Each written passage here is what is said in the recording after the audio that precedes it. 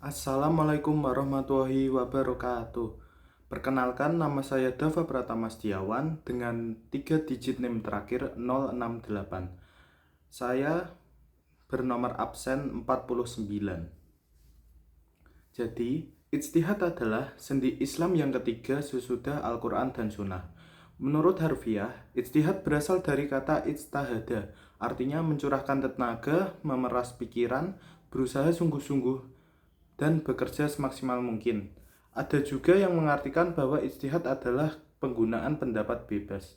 Secara istilah, ijtihad merupakan upaya untuk menggali suatu hukum yang sudah ada pada zaman Rasulullah Shallallahu Alaihi Wasallam hingga dalam perkembangannya, ijtihad dilakukan oleh para sahabat, tabi'in, serta masa-masa selanjutnya hingga sekarang ini. Dasar hukum ijtihad ialah Al-Quran dan Sunnah. Ayat-ayat yang menjadi dasar dalam berijtihad sebagai firman Allah Subhanahu wa taala ada dalam Quran surat Al-Nisa ayat 105 dan Quran surat Al-Rum ayat 21.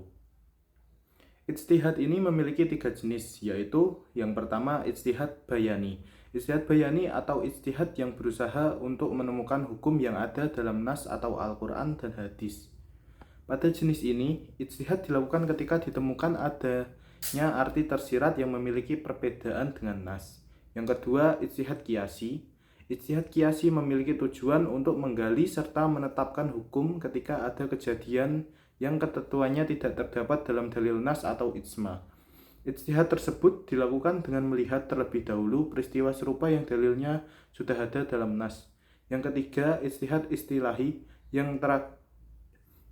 yang mana bertujuan untuk menggali, merumuskan, serta menemukan hukum yang dalilnya tidak ada dalam nas. Tidak seperti qiyas, ijtihad istilahi menjadi pegangan untuk jiwa hukum syara' yang berperan dalam mencapai kemaslahatan umat. Adapun rukun ijtihad yaitu sebagai berikut. Yang pertama, al-waqi', yaitu adanya kasus yang terjadi atau diduga akan terjadi tidak diterangkan oleh nas. Yang kedua, mujtahid, ialah orang yang melakukan ijtihad dan mempunyai kemampuan untuk berijtihad dengan syarat-syarat tertentu. Yang ketiga, mujtahid fil ialah hukum-hukum syariah yang bersifat amali atau taklifi. Dan yang terakhir adalah dalil syara' untuk menentukan suatu hukum bagi mujtahid fil. Pada masa saat ini, marak terdengar seseorang mengganti kelaminnya.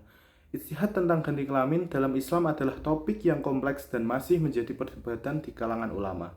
Hal ini melibatkan isu etika, hukum, serta prinsip-prinsip syariah, dan ulama memiliki berbagai pandangan berdasarkan penafsiran mereka terhadap Al-Quran dan hadis. Secara umum, ada 2 pandangan besar terkait ijtihad ini. Yang pertama, pandangan yang mengharamkan. Sebagian ulama berpendapat bahwa pergantian kelamin atau biasa juga disebut transgender, bertentangan dengan prinsip Islam. Mereka merujuk pada ayat-ayat Al-Quran yang menyebutkan bahwa manusia diciptakan dalam jenis kelamin tertentu, serta menegaskan pentingnya menerima takdir dan ketetapan Allah. Misalnya, dalam surat An-Nisa ayat 119, menyebutkan bahwa mengubah ciptaan Allah tanpa alasan yang jelas adalah tindakan yang tidak diizinkan. Dalam pandangan ini, pergantian kelamin dianggap sebagai upaya mengubah ketetapan Allah dan dianggap bertentangan dengan syariat Islam. Yang kedua, ada pandangan yang memungkinkan dalam kasus tertentu, yaitu pada disforia gender atau gangguan bawaan. Ada ulama yang memberikan kelonggaran dalam kasus-kasus tertentu ini, terutama dalam situasi disforia gender atau kelainan genetik seperti intersex. Mereka berpendapat bahwa jika seseorang secara biologis atau psikologis menghadapi ketidaksesuaian gender atau gangguan identitas seksual yang berat, maka prosedur medis untuk mengubah kelamin dapat diperbolehkan sebagai bentuk maslahah atau kebaikan bagi individu tersebut. Dalam kasus ini, prosedur ganti kelamin dilakukan untuk mengatasi gangguan kesehatan atau kesejahteraan.